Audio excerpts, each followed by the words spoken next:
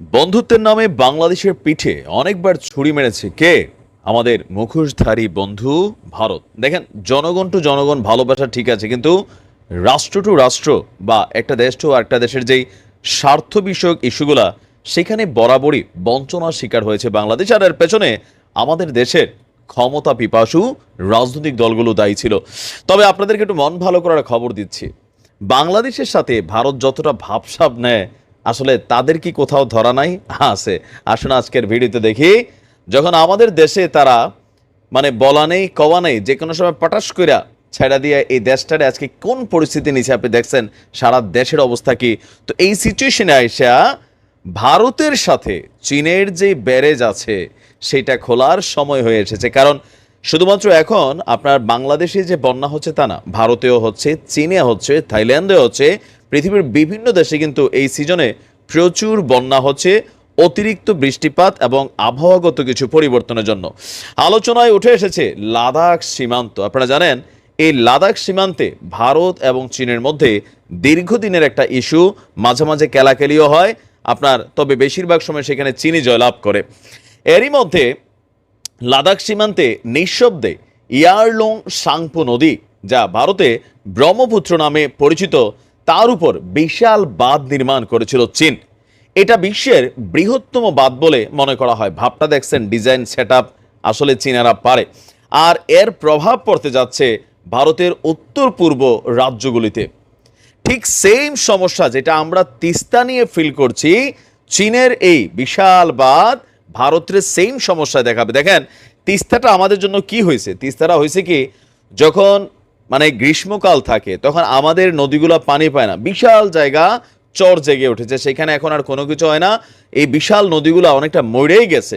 আর ভারত এটার ফায়দা নিচ্ছে। ঠিক সেই ওয়েতে চীন করতেছে কি, একই স্টাইলে আটকাইতেছে। আবার যখন এই বৃষ্টির সিজন আসে, চীনও কিন্তু ভয়াবহ বন্যা হয়, তো তারাও তাদের দেশের পানি শা করে ছাড়ার জন্য প্রস্তুতি নিচ্ছে।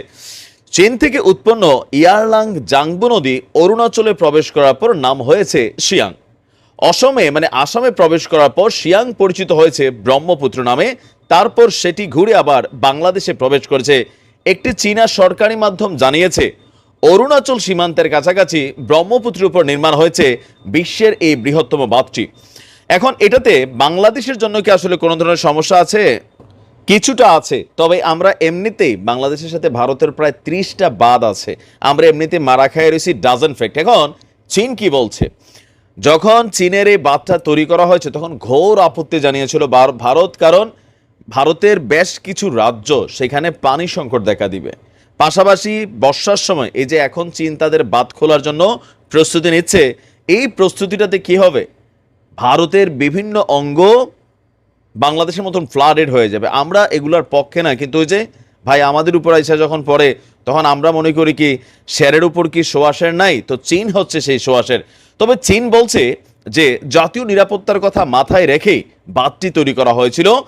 আর চীনের পাওয়ার কনস্ট্রাকশন কর্পোরেশনের চেয়ারম্যান বলেছিলেন, এই বাঁধ নির্মাণের প্রধান লক্ষ্য ছিল জলবিদ্যুৎ নির্মাণ, এবং কি কোনো রকম ঝামেলা হলে মানে ওভারফ্লো হলে, যেমন আজকে ভারত যেমন বলল, ভারতের হাই কমিশনার প্রণব ভার্মা, যে এটা আমরা খুলি নাই, অটো খুইলা গেছে, তো চীনের একটু সিস্টেম, এটা খুলতে হবে না, অটো খুলে যাবে।